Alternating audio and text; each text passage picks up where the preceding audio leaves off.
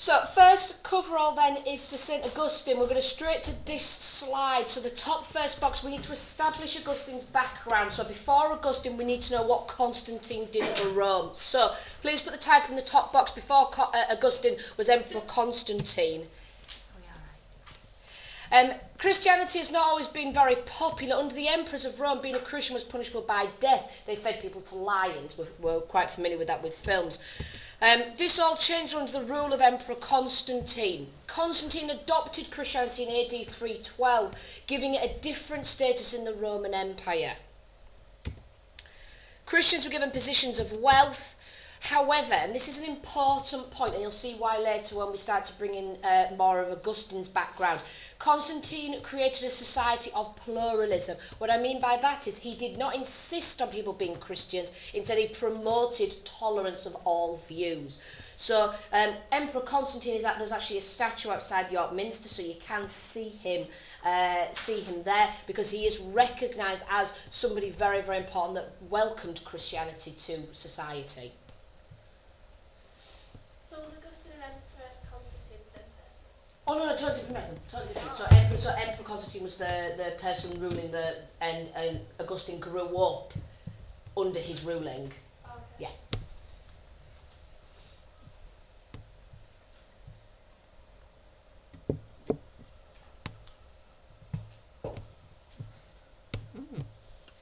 No, it's not like Saul St. Paul. Yeah.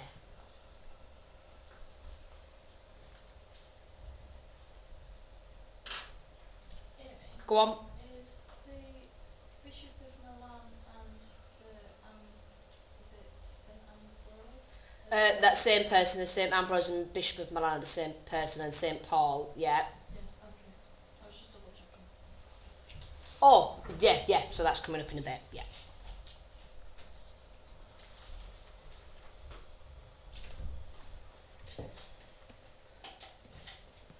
Box underneath is then the timeline for Augustine, AD 354 to 430. He was born in North Africa, which was part of the Roman Empire, and he grew up in an environment of religious and philosophical pluralism that Constantine had established.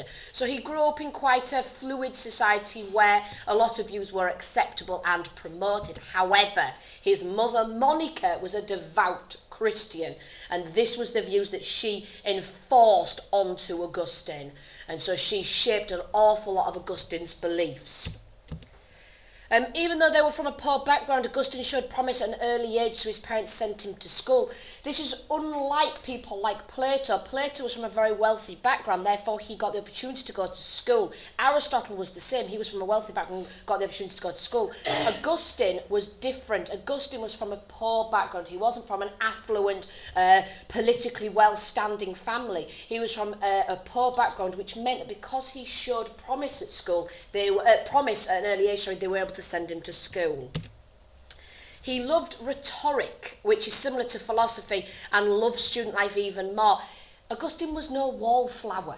This is not a man that sat behind his books all the time praying to God. This was a man that enjoyed study, enjoyed debate, enjoyed those conversations, and enjoyed student life. His talent soon became noticed, and he taught in Carthage, which is modern-day Tunisia, Rome and Milan. So Augustine got a reputation for himself. He was a very clever lad. He went to school, he enjoyed the debate, and because of this, he then got recognised as someone that could be a teacher and moved around different areas teaching these sorts of skills.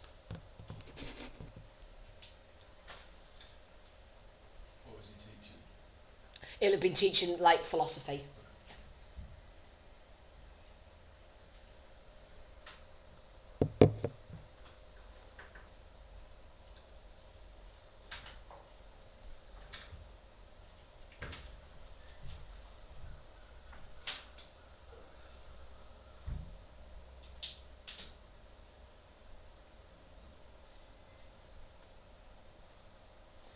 Excellent. Box underneath are the two main influences on Augustine's early thinking. The first is the Manichees. So the first box is for the Manichees, the second box is for Plotinus. The Manichees were a group that Augustine followed as a young man. The Manichees believed that we're in this cosmic battle of good and evil. And they also recognise that people have two different souls, one good and one evil. And these souls are in constant battle.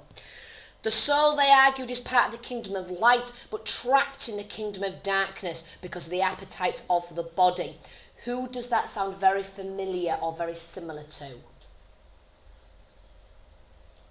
Plato's correct, yes. And so again, when I ask you over the holidays to do synoptic links, that's a synoptic link. Often when I put in brackets afterwards, does this sound familiar? Is this similar to someone else? That is a synoptic link. So a synoptic link there is the ideas of the Manichees with Plato.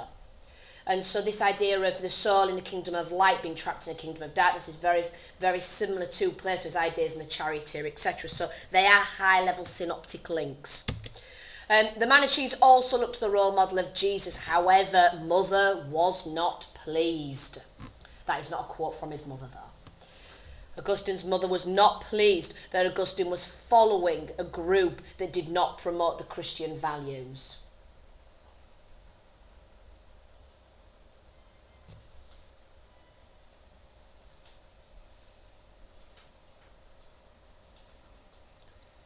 In the second box, you have Plotinus, who is a Neoplatonist, which means it was somebody that taught and studied and wrote things after Plato, someone that was very, very influenced by Plato. We even know that he's in a very famous painting. He's at the side in the bubble in the red, very famous painting of Aristotle with Plato in the Academy. And so Plotinus, we do believe, was one of the people within the Academy hearing the lectures of them, and he was a Neoplatonist following Plato. He went on to say that there's only the form of the good. He went directly against the Manichees who believed there was good and evil to say there is only good. Again, he was very negative about the body, and he said that people should treat their own characters like a sculptor with a statue, carefully reviewing all angles and chiselling away at parts which are not quite right.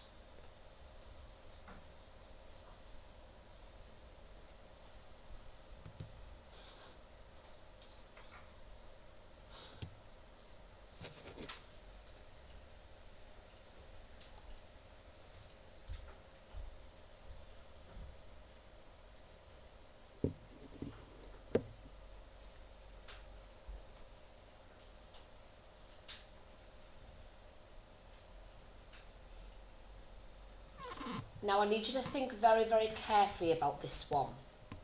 There are two synoptic links that can be made to that last bullet point there about the idea of the sculptor with a statue chiselling away at the different angles until it's while it's not quite right. There are two synoptic links. One is a C-grade link, one would be a much harder and therefore higher value link. Can anybody tell me what those links, or one of the links, what they might be? Alex? Isn't it like exactly almost like the Potter and Clay one, the problem of evil? Potter and Clay, problem of evil, very good. And there's somebody that I'm thinking of that would work very, very nicely. There's someone I'm thinking of that links in with that gives a quote. Chloe? Is it C.S. Lewis in that film thing about God has a chisel and he's making us better? That's superb, Chloe. There's a C.S. Lewis quote on the problem of evil that talks about, from the film The Shadowlands, that talks about God chiselling away at us, and the blows of the chisel help us learn, and it's the whole idea of a test and keeping yourself open like the potter and the clay. That is an extremely high level link. Why is it high level? Because it's more unknown. What would the obvious synoptic link be? Where else have we come across the idea of a sculptor with a statue? Alex? Aristotle and? The sculptor. Linked with? Four causes. Excellent. So the sculptor analogy is given for the four causes. Very, very well done, Alex. However, Augustine realised that he didn't agree with he didn't agree with the Manichees because he realised that evil was not a substance, it was a turning away from goodness. So in the problem of evil, where we study this idea of Augustine arguing that it's an absence of good, it's a privation of goodness, that comes from these ideas, moving away from the Manichees who say there's good and evil, whereas Augustine says no, there's not evil, evil is just an absence of good. It's not a substance, it's a turning away from goodness. Can anybody remember the Latin for the privation? When we called it an absence of good or a privation? Privatio boni, excellent. Very well done, Chloe. Keep having it. Keep having those shredders.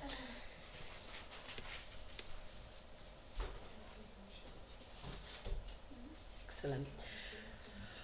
Box underneath then the lightning bolt. Augustine still was not completely happy. He questioned that if Plotinus was correct, then what's the need for Jesus and Jesus' guidance? If we can work out goodness on our own, what's the point of Jesus? Augustine then went to hear the preachings of the Bishop of Milan, that's what you mentioned, Leona.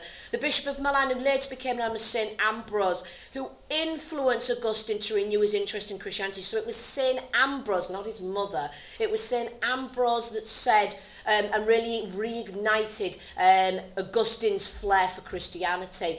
And it was a combination of St. Ambrose... Olivia. It was a combination of St. Ambrose and St. Paul's letters to the Romans, where Augustine then came to the conclusion that, and these are the three conclusions that Augustine drew. The first, humans cannot do it on our own. We cannot do it via reason alone. We need the grace of God, and we need to turn away from bodily pleasures. And we'll move into, in a second, why we need to move away from bodily pleasures.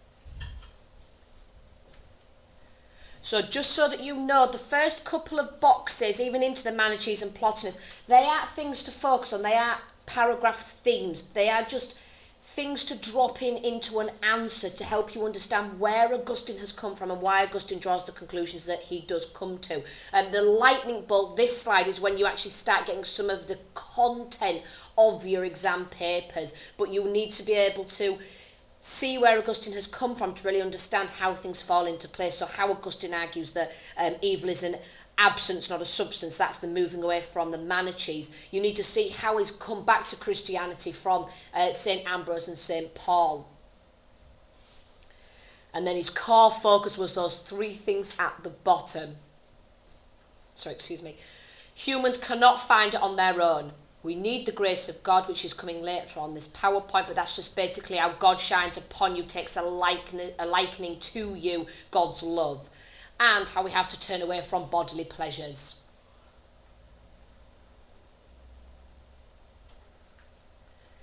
For that first bullet point of the three, that humans cannot find truth through reason alone, who have we come across that would agree with that point? Who argues that reason is flawed and therefore we should focus on scripture and divine law? Karl Barth is correct. Yeah, very well done, Alex. Karl Barth. So for in your exam, you could bring Karl Barth, and again, these are what I mean by synoptic links. You cannot make these links unless you really know the content that you're covering. And so you could say in an exam, Augustine recognised from the teaching of St. Ambrose and St. Paul that humans cannot find truth through reason alone. This is supported by Karl Barth, who similarly agrees that reason is flawed and therefore divine law should be focused on. This is a convincing argument because, or this is a credible point because, or this is illogical. You would then evaluate it. So Karl Barth adds your synoptic link, but then you have to evaluate the benefit of that. Once you do that, you'll get your A's. Box underneath, if I can't do it, neither can you.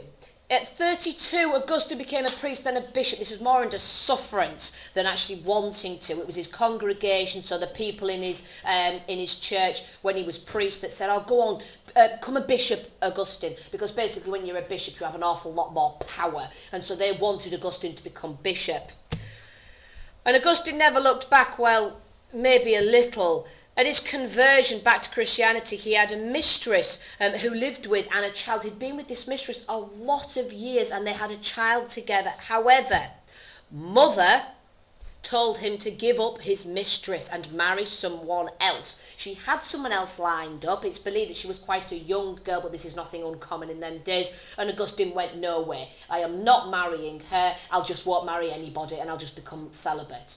And so because Augustine had to turn out his mistress, turn away from his child and his family, he then thought, well, I can't do it, neither can anybody else. And so from this, after years of enjoying fine living and sexual freedom, he then became certain that such freedoms were a barrier to spirituality, and therefore others should be restricted as well.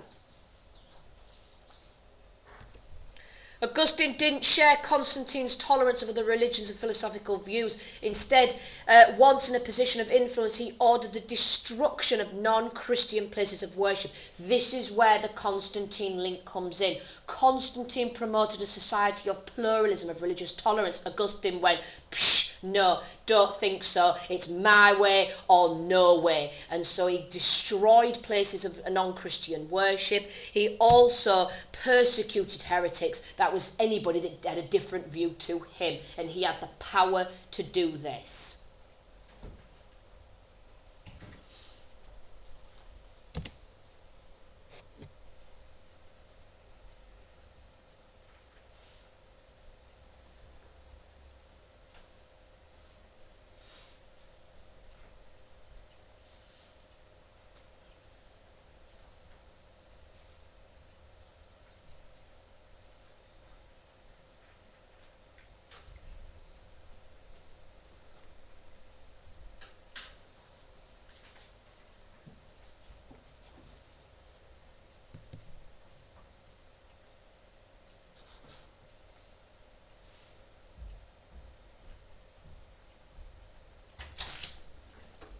Hello, Josh Cable.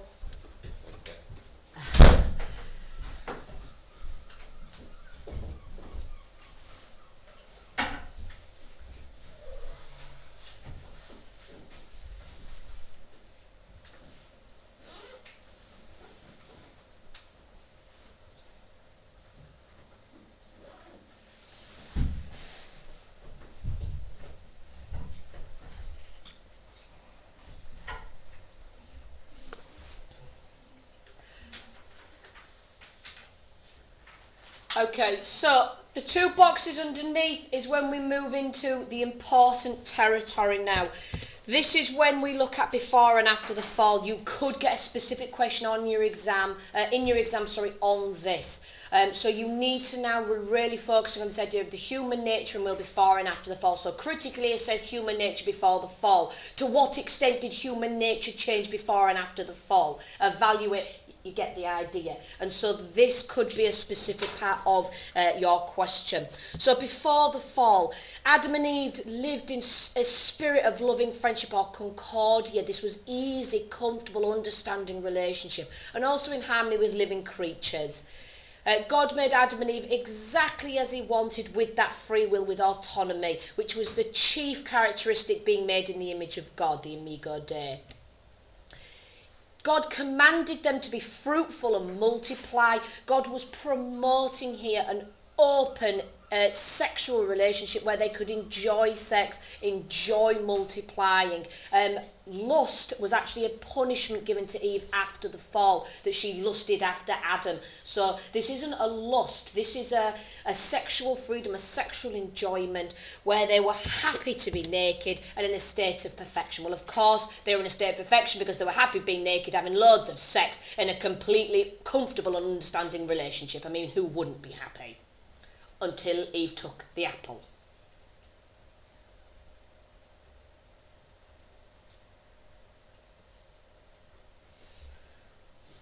So we're not going to go over the fall again because you did this in Problem of Evil, but don't forget, in order to establish free will means nothing unless you have a choice. So in order for God to establish free will, he had to give Adam and Eve a choice. The choice was, don't eat from the tree of good and evil, knowledge of good and evil, or do eat from the tree of knowledge of good and evil. That was the choice. God said, promise me now you will not do it. And they went, yes, God, we won't.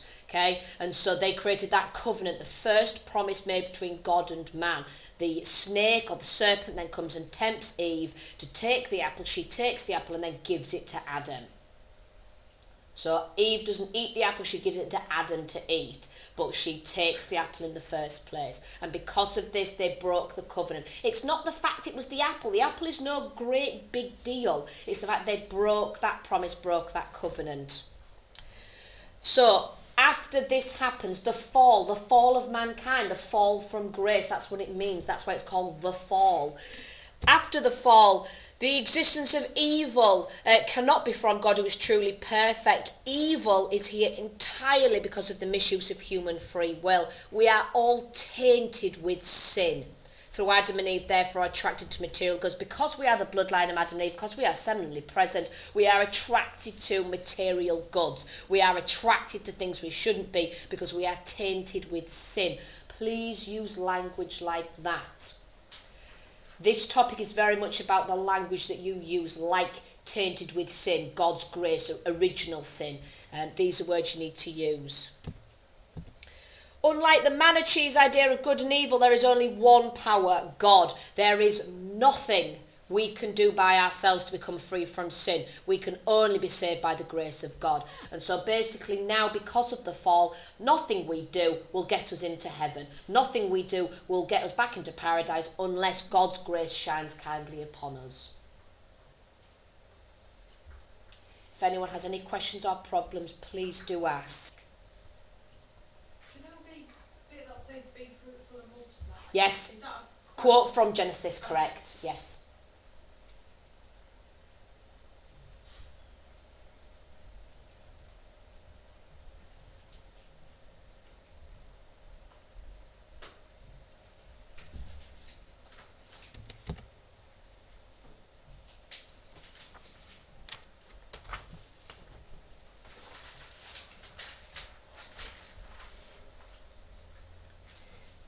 Excellent.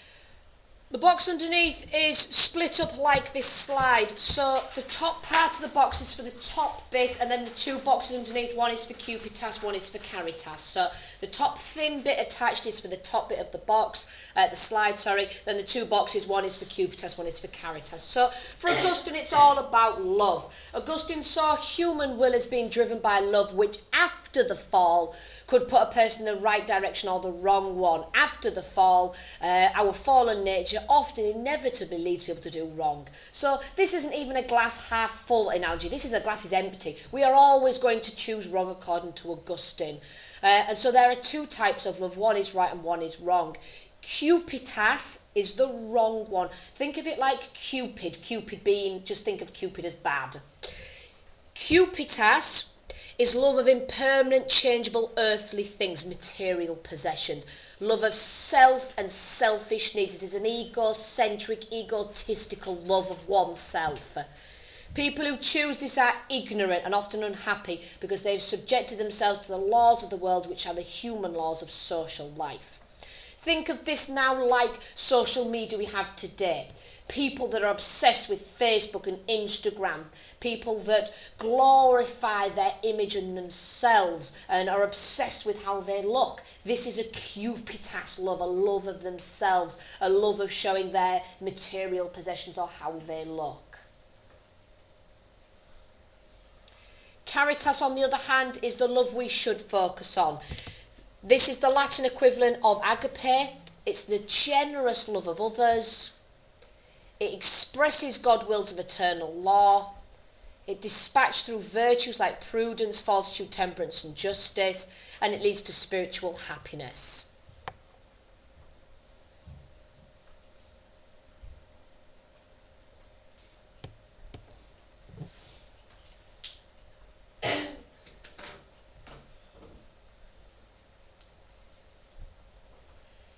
Now with the caritas, this idea of a generous love of others, there is a synoptic link to utilitarianism. There is an obvious synoptic link and a harder or higher level synoptic link. Can anybody tell me a synoptic link? So when I need synoptic, I'm going to link to another topic. Can anybody tell me how the generous love of others links to utilitarianism?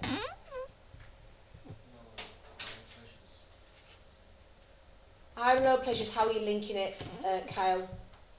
Well, you imagine like love of like earthly things to be more like.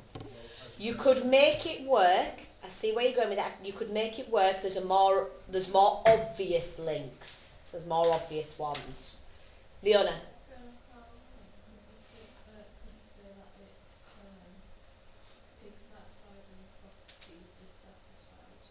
Or again, the idea of the pig quote. Yes, you could. There's still more obvious, easy to, because with what you've got to be very careful of with synoptic links is the link has to be very clear. Otherwise, by the time you've then explained it, you've then wasted a lot of time. There's two links that can be made, and they're both very, very obvious, which means the link between them is clear immediately. So, generous love of others. How does it link to utilitarianism, Kenzie? Mill's altruism, keep going. What is Mill's altruism? That if you act well and make others happy, then the happiness will come back to you, and then everyone's happy and it's happy. Excellent, and it's happy, excellent.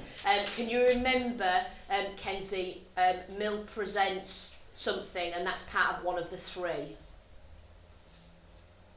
Can anyone help her out? What other part of Mill's argument links to altruism? There's 3 stages to it.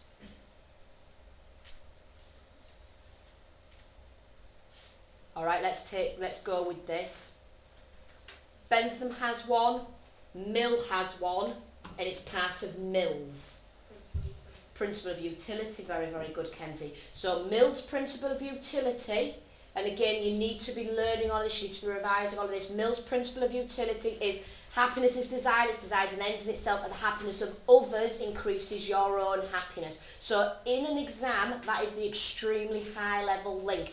The generous love of others, if you then talk about Mill's altruism as part of his principle of utility, the third part of that, you'll blow an examiner's socks off. The obvious link was greatest happiness, greatest number. They promote happiness of others. So that is the obvious link, but Mill's altruism is the higher level link for generous love of others. So very, very well done. Good patience with that one.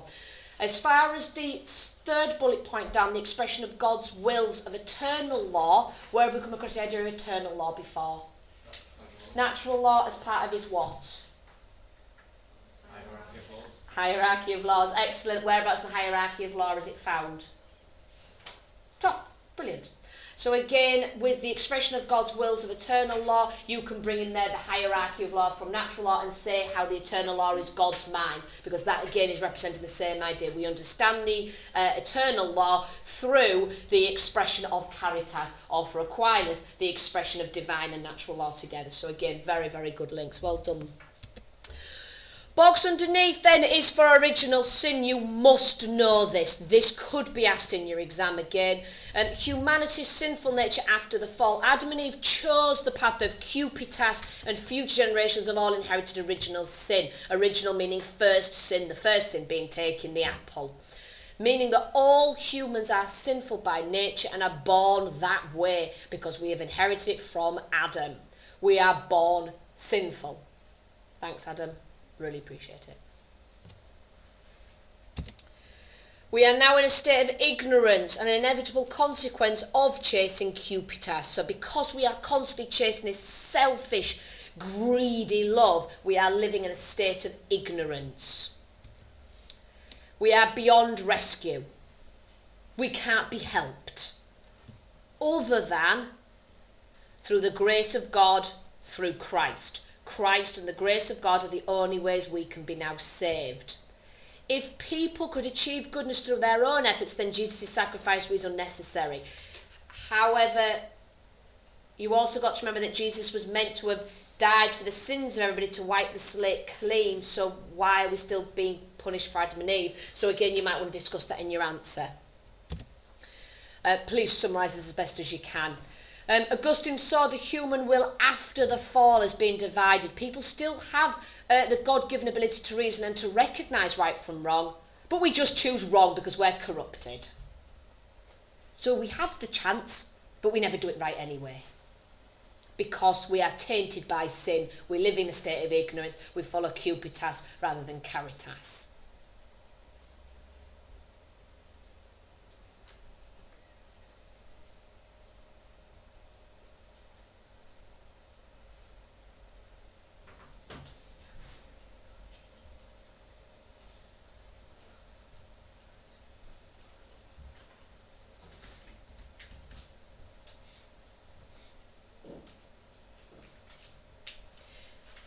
As far as the last point on the bottom, Augustine is arguing that we are divided.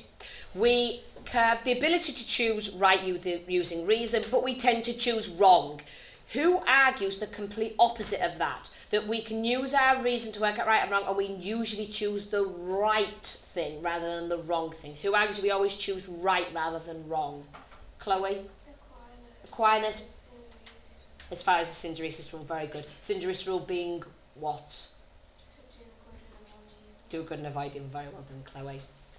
So again, you can do a comparison there between Augustine and Aquinas. You can talk about how Augustine is promoting and saying how we always turn to the wrong. You can then compare it to Aquinas' synderesis rule that talks about always choosing right. And then you can evaluate who is more correct. You know, do we normally choose wrong, or are we more inclined towards right and goodness? And again, you can discuss that in your answers. Very nicely done. Augustine and the pear. As a child, Augustine stole a pear from someone else's garden, even though he was not hungry and had plenty of good food in his own home. He stole it simply because he wanted to. He was born that way. And so because Augustine was inclined towards stealing something, not because he was hungry, just because he wanted to, he said that everybody else has this inbuilt, selfish, greedy need to steal a pear. Are we all right? Yeah, instead of writing as a child, I put as a pear. As a pear, not as a child. As a pear. However, we're not quite sure whether this story is actually true or not, because, well, we're not. He uses it to establish how all of humankind has an inbuilt, innate sense to go towards wrong rather than right, and he uses this story as an example. Whether he's just made it up or not, we're not sure, but it does form the basis of his autobiography. He was one of the first people ever to write an autobiography, but it's gripping. I do have it on the bookshelf if anyone wants to borrow it. And he called it Confessions. Confessions, what's he confessing to? I stole a pear. So that was what he was confessing to, and it is also on the front cover. So you often see the front cover with someone crying under a pear tree. Oops.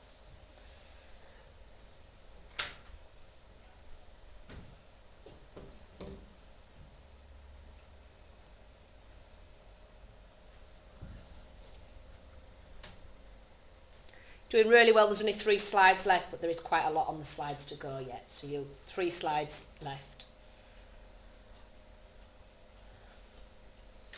Okay. Box underneath then is split into 2. Augustine on men, women and sexuality. Oh, Augustine.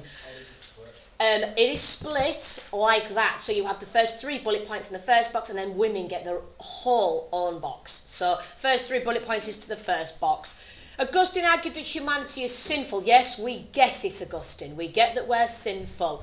At the mercy of concupiscence. Concupiscence is sexual desire, lust for material things, which are distractions from loving and obeying God. Augustine encouraged married couples with enough children to take a vow of celibacy. So when you feel as a married couple that you've had enough children, however much enough is for you as a couple, you then need to become celibate. So you can just imagine the dining room dinner table conversation there of, oh darling, I think we've had enough children now, we have 5 and I think that's enough, so no more sex ever. That's probably going to go down really well. So Augustine there is saying, basically, you've done your dutiful deed of procreating, now I can't have sex, neither can you.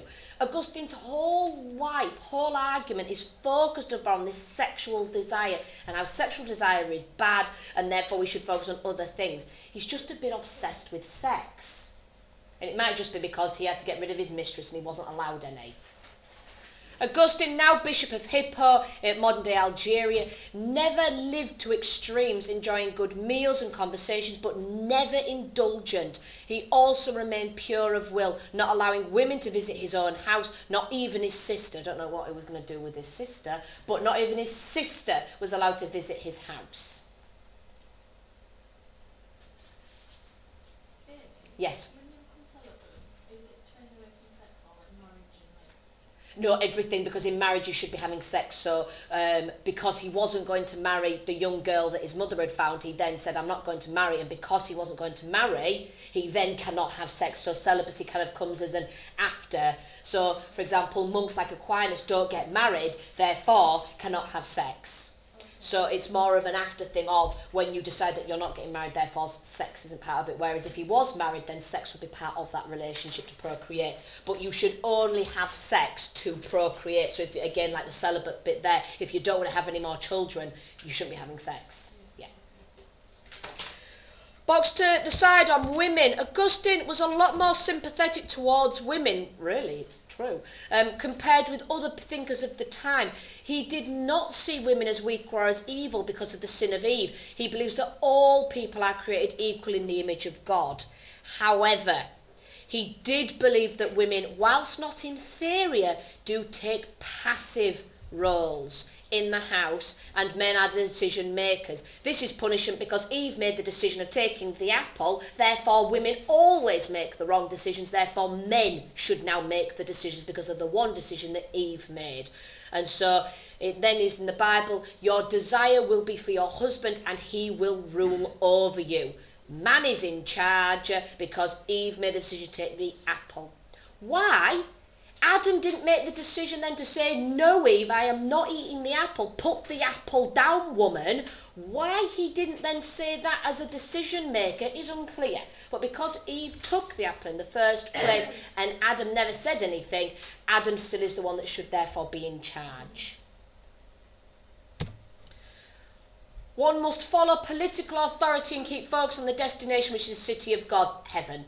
This heavenly society or ecclesia is the perfect way to live. This is achieved in an afterlife through the grace of God. No matter what you do, don't forget you are not necessarily going to go to heaven. Augustine promotes limited election. Only some will be saved by the grace of God, and therefore it doesn't matter what you do. God is either shined upon you or hasn't. Well, it's completely random. Yes, limited election is, yeah. What's the point of doing anything essentially? Yeah, spot on. What's the point? What's the point of following Caritas, etc.? Why not just follow Cupitas and hope for the best? At least you've had fun trying. Yeah.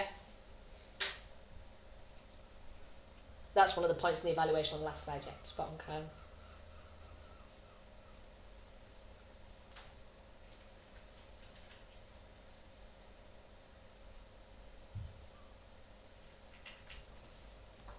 Don't forget, St. Augustine is extremely influential as far as teachings of the Catholic Church, the ideas of contraception. Augustine is the one that influenced the ideas of a burning, fiery torment of hell. So we have a lot to thank Augustine for.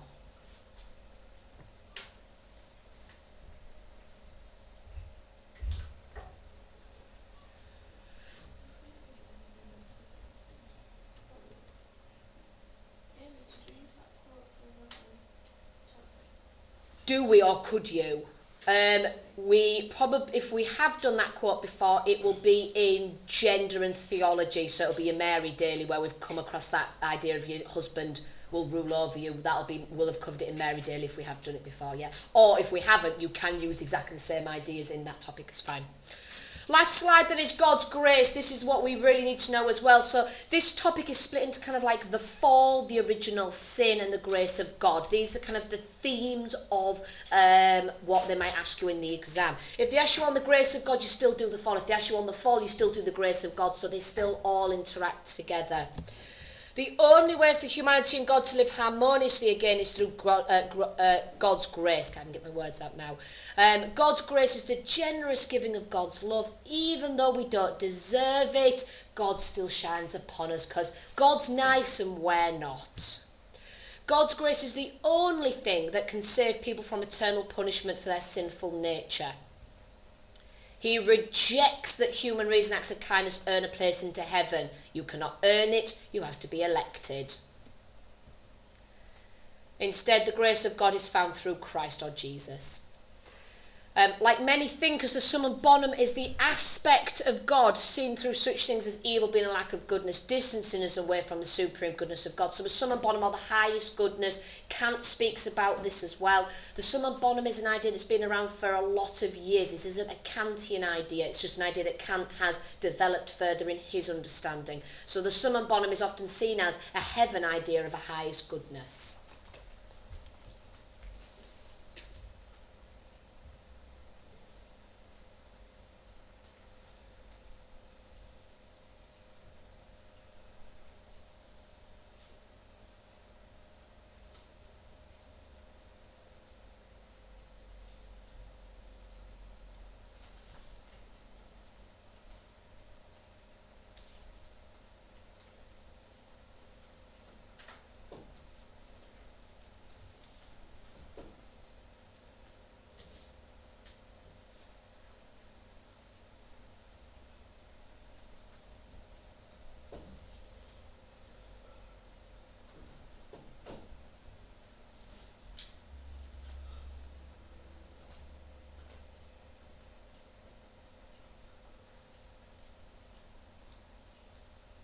The hardest part of these DCT topics is your evaluation.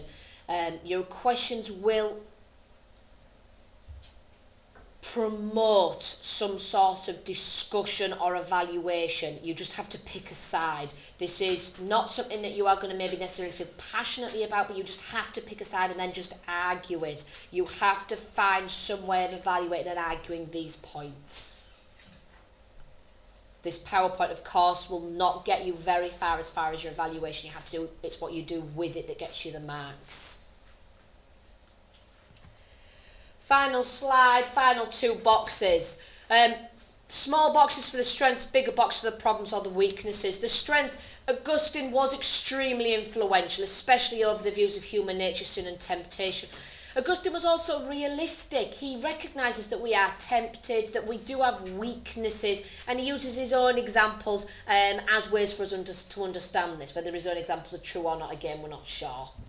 There is a recognition of human imperfection, but this leads to then moral progress, learning from our mistakes. And finally, Thomas Hobbes. Hobbes is a philosopher we don't really study, but Thomas Hobbes agrees with Augustine that humans by nature are selfish and only work together for their own interests. Very much Dawkins or a Darwin evolutionary idea. Dawkins talks about the selfish gene, and so what Hobbes is arguing there is we only help others because it benefits us.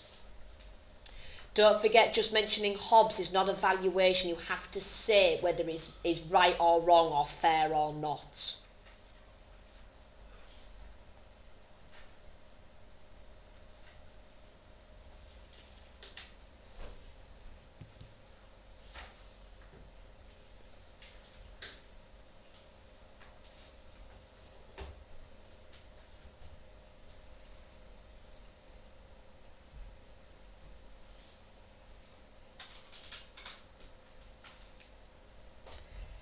However, the problems.